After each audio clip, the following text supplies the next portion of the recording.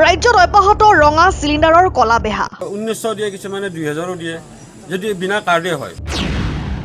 মুখ্যমন্ত্ৰীৰ নিৰ্দেশক কেৰেপ নকৰে চিলিণ্ডাৰ মাফিয়াই। দাদা মই মিছা কথা ক'লে কি হ'ব, মোৰতো ঘৰত দূৰত নহয়, আপোনালোকে ধৰ ইয়াৰ পৰা অকণমান গ'লে পাব, ঘৰ মোৰ থোপাতাৰী চাংচাৰী বুলি কয়। নিশা উত্তৰ গুৱাহাটী ফুলুং মেডিকেল চকত তীব্ৰ উত্তেজনা। ৰাইজে জব্দ কৰিলে চোৰাং ৰঙা চিলিণ্ডাৰ ভৰ্তি বাহন।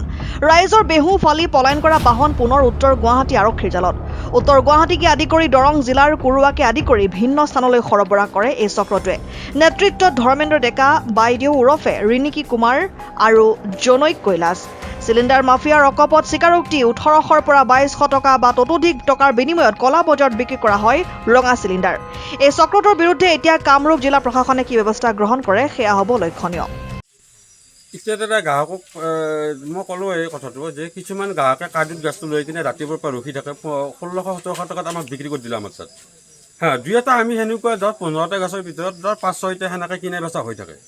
আমাৰো ক'ৰবাত হাজিৰাটো ওলাল। কিমানকৈ বেচা তোমালোকে?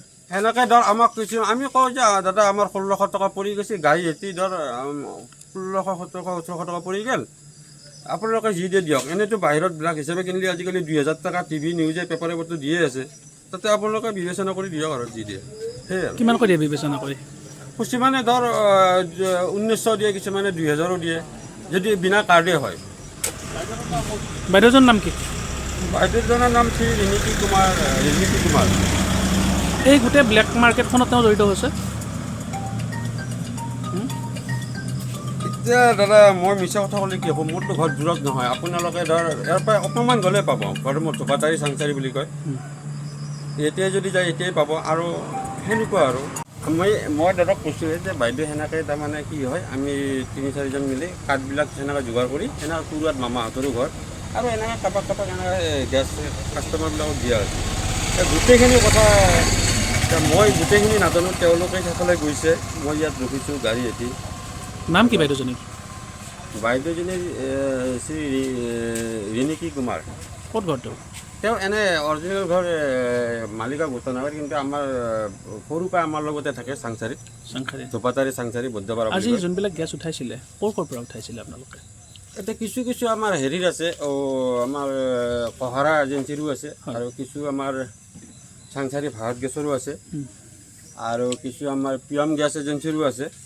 তাৰমানে এনেকৈ লোক লাগি কিছু মানে উঠোৱা গৈছে। আপুনি এনেই কিবা এজেঞ্চিৰ আণ্ডাৰত আমি কাম নকৰোঁ। প্ৰথম কথা হ'ল এতিয়া আপোনাৰে কাৰ্ডখন দিলে বা কাৰোবাৰ এনেকৈ কাৰ্ডবিলাক দিলে, কাৰ্ডটোত আপোনালোকে যিটো মোবাইল আল্টিমেটলি যোনখিনি গেছ হেৰি কৰিছে বাইদেৱে আপোনাৰ ব্লেক কৰিছে। আল্টিমেটলি ব্লেকত নপৰে, কাৰণ কি জানে এখন কিছুমান ধৰ মানুহে কাৰ্ডখন চলাব হেৰি কৰিব পৰা নাই, সেইটো ধৰ কাৰোবাক ৰিচাৰ্জ কৰি দিছে 300 টকা এটা গৈছে, বা কাৰোবাক এটা গেছটো লাইনত মানুহ ৰখিয়া থৈছে তাক 100 টকা এটা দিছে, এনেকৈ নাই। আল্টিমেটলি লাগাতকৈ বেছি দামততো বেছি আছে ন? লাগাতকৈ নহয়, আপুনি ধৰ আনি দিয়াৰ হয় 100 টকা বা 200 টকা এটা দিছে, সেয়াই আৰু। News desk report N24 Assam.